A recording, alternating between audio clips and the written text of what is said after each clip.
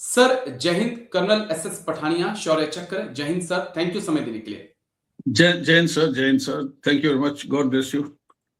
शुक्रिया सर। दरअसल supreme court ने जो हमारी महिला अफसर पहुंची थी, उस पूरे मामले पर एक बड़ी अहम टिप्पणी की है और कहा है कि सेना में महिला अफसर स्थायी कमीशन की हकदार हैं।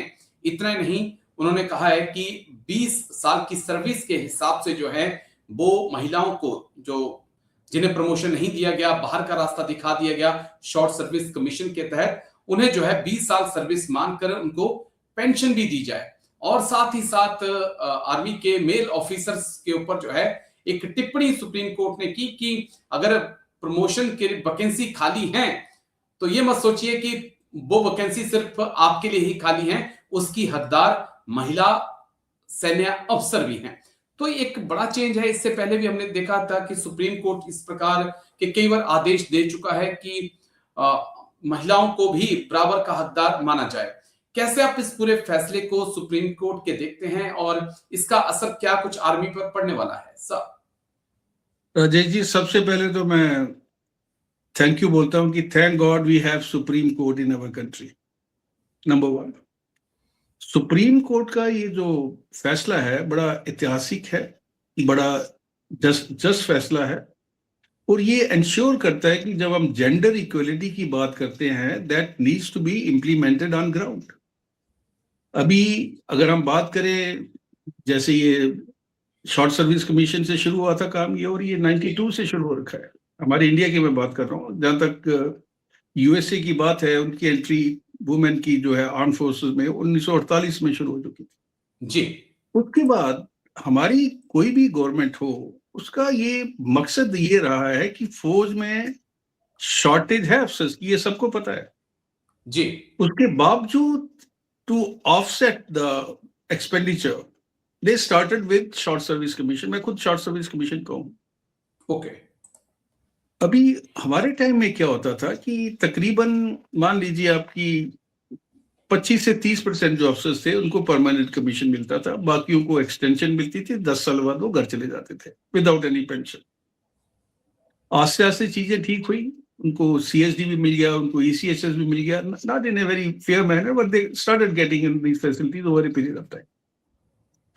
अभी ये इसमें कोई लॉजिक नजर नहीं आता है कि आपने अगर वुमेन के लिए, अभी तो अग्निवीर में भी वुमेन आ रही है, बिल्कुल। तो अभी इस समय हमारा जो सिस्टम है वो ये है कि जो एनडीए में हमारी लड़कियां जो वहाँ कमीशन लेती हैं उनको परमानेंट कमीशन मिल जाता है, और बाकी अगर ओटीए की अगर हम बात करें, वो जहां से कमीशन होके बात आती है उनका 5 साल के बाद 10 साल के बाद रिव्यू होता है, और उसके बाद 5 साल की एक्सटेंशन दी जाती है, और उसके बाद कोई पेंशन वगैरह उनको कुछ नहीं मिलती।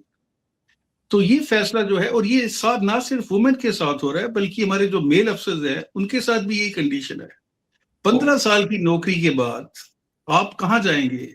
आपने एक परिवार इकट्ठा कर लिया है, आपके बच्चे हैं, आपकी फैमिली है, आपकी ऑब्लिगेशन है, और आप घर चले जाएंगे विदाउट एनी पेंशन। तो अभी मैं ये बोलता हूं कि सुप्रीम कोर्ट को ये भी संज्ञान लेना चाहिए कि अगर जो हमारे शॉर्ट सर्विस के अफसर्स हैं उनको भी पेंशन का प्रो राटा बेसिस के ऊपर आप उनको दीजिए, क्योंकि अगर जेंडर इक्वलिटी की बात करते हैं, ये सिर्फ वुमेन को एप्लीकेबल नहीं है, ये मेल को भी एप्लीकेबल है, बिकॉज आपका फंडामेंटल राइट है। और आपने अगर 15 साल नौकरी दी है तो आपको प्रो राटा, अगर आप पूरी पेंशन नहीं दे सकते हैं तो उसी हिसाब से, बिकॉज पूरी पेंशन मिलती है 20 साल की नौकरी के बाद, 15 साल के बाद प्रो राटा उनको आप पेंशन दीजिए।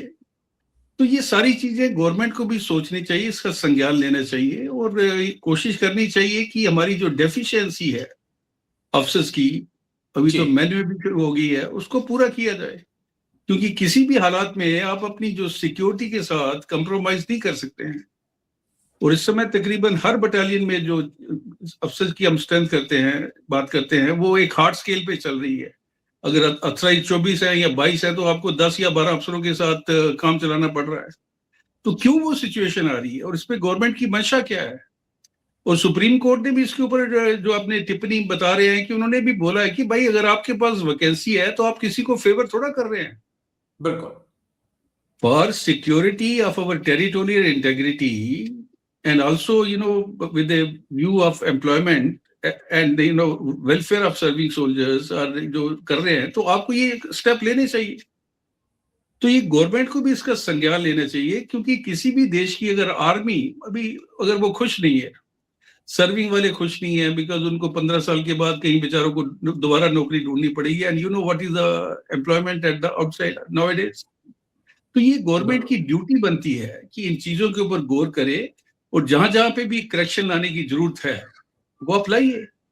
और इस जी समय वुमेन जो है वो तकरीबन आप सिग्नल से लेके ईएमई की कोर ऑफ इंजीनियर चले जाइए, एविएशन कोर चले जाइए, ऑर्डिनेंस कोर चले जाइए, ईएमई चले जाइए, सब में जा रही है वो लोग, एंड दे आर जी डूइंग ए वंडरफुल जॉब।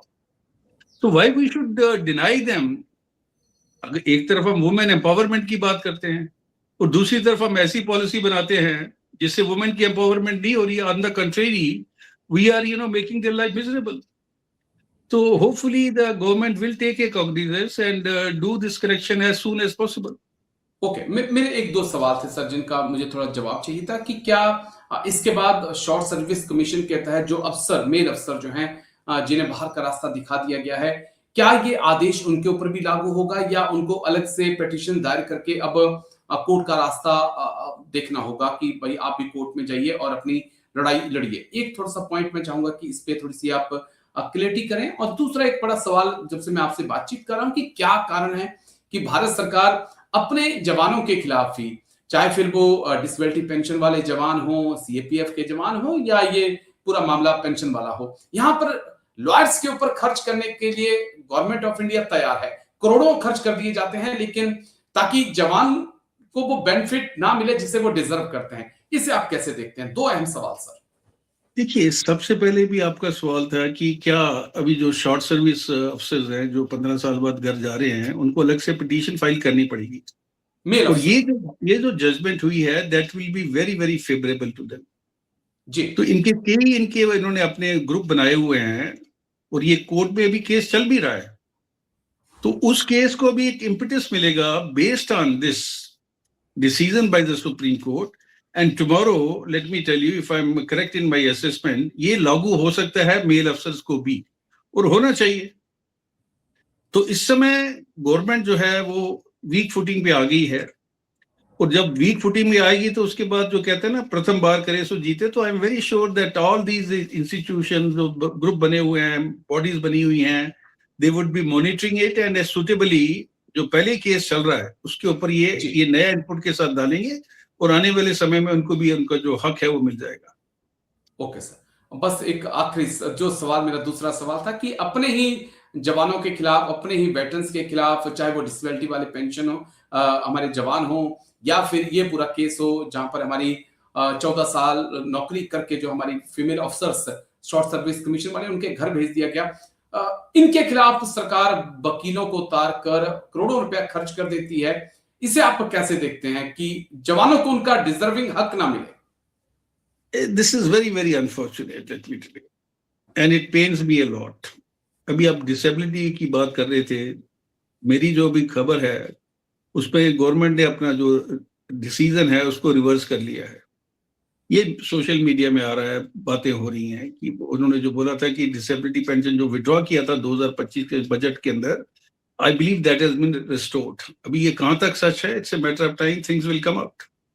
और ये अगर देखिए, considering the situation we are in at the moment, हमारे ऊपर इस समय जो दबाव है चाइना का, बांग्लादेश पे चलो थोड़ा नलीफाई हो गया, पाकिस्तान तो ये हमारे परमानेंट दुश्मन देश है ही। जी So can we afford that luxury of introducing a Agniveer और कीपिंग अवर आर्मी की स्ट्रेंथ नीचे कर दें जस्ट ऑन द बेसिस कि हमारे जी वो टेक्नोलॉजी की एडवांस के साथ इतने बंदों की जरूरत नहीं है? वो गलत है, क्योंकि जिस तरह के टेरेन में हम लोग काम कर रहे हैं, अभी आप बताइए लद्दाख में या राजस्थान के अंदर या इंसर्जेंसी में टेक्नोलॉजी आपकी कितनी मदद करेगी? और बूट्स ऑन जो ग्राउंड है, अभी इस समय यूएसए के साथ क्या प्रॉब्लम आ रही है? इतनी बड़ी दो शक्तियां इकट्ठी हो रखी हैं लेकिन बूट्स ऑन ग्राउंड नहीं है। तो नहीं जब तक आपके बूट्स ऑन ग्राउंड नहीं होंगे, you can not achieve the success, it's as simple as that. तो हमें सीखना चाहिए जो हैपनिंग हमारे आसपास हो रही है, and then we have to evolve a strategy, a long term strategy, that how we achieve our aim of keeping our territorial integrity intact और हमारे जो हम अपने जो देशवासियों की है उनकी हम रक्षा कर सके, उनको हम सिक्योरिटी प्रोवाइड करें थ्रू अवर आर्म फोर्सेस। चलिए, ये बहुत बड़ी अहम बात कही आपने, लेकिन चलिए देखना होगा। लेकिन ये जो फैसला आया है वाकई में स्वागत योग्य है। शुक्रिया सर, बहुत बहुत शुक्रिया कर्नल एस पठानिया सर, आपने समय दिया। Thank you Rajesh, thank you sir, God bless you take care, again, thank you sir, thank you sir, bye bye. Bye.